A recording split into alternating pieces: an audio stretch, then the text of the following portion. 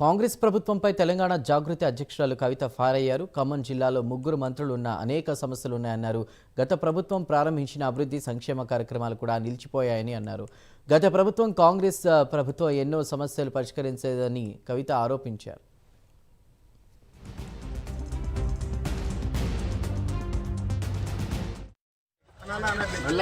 అది మీకెందుకు ఆగింది?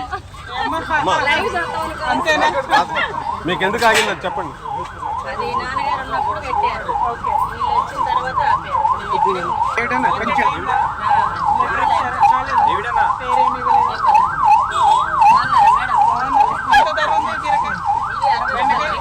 జాగృతి జనం బాట కూడా చిన్నగానే ప్రారంభమైంది.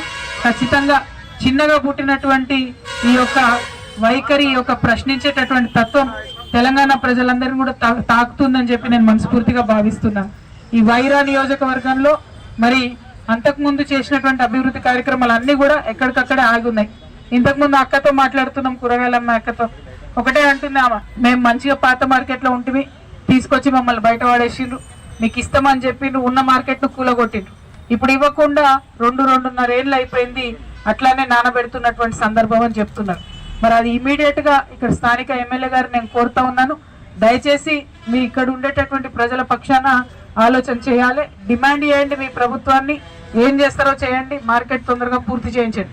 ఎందుకంటే పక్కనే మీ యొక్క ఆఫీస్ ఉందని చెప్తా ఉన్నారు, క్యాంప్ ఆఫీసు. ఈ కూరగాయల మార్కెట్ దాటుకొని మీరు క్యాంప్ ఆఫీస్కి వెళ్తారని చెప్తున్నారు. నేను స్థానిక ఎమ్మెల్యే గారిని డిమాండ్ చేస్తూ ఉన్నాను, ఖచ్చితంగా ఇమీడియట్గా 1-2 నెలల్లో పూర్తయ్యేటట్టుంది మార్కెట్. అది మీరు తలుచుకుంటే తక్షణమే నిధులు తెచ్చి పూర్తి చేయవలసిందిగా డిమాండ్ చేస్తూ ఉన్నాను. ఇక రెండవది, అనేకమైనటువంటి వాగ్దానాలు చేసిండ్రు, దాంట్లో ఒక్కటంటే ఒకటి కూడా పూర్తవడం లేదు. ఏ ఒక్క దగ్గర కూడా పెన్షన్ పెరిగిన దాఖలాలు లేదు, ఎక్కడ కూడా ఆడబిడ్డలకు చెప్పినటువంటి 2500 ఇచ్చిన దాఖలా లేదు, ఫ్రీగా కరెంట్ ఇస్తామన్న 200 యూనిట్ల లోపల అది వచ్చినటువంటి దాఖలా లేదు. అంతకుముందు కేసీఆర్ గారు సబ్సిడీ ఇచ్చారు హెయిర్ సెలూన్లకి, రజకులకి, ఇట్లాంటి వాళ్ళకి, అవన్నీ కూడా ఆపేసి చిన్నవి పెద్దవని కాదు, అంతకుముందు వచ్చిన ఏ కార్యక్రమం కూడా ఇప్పుడు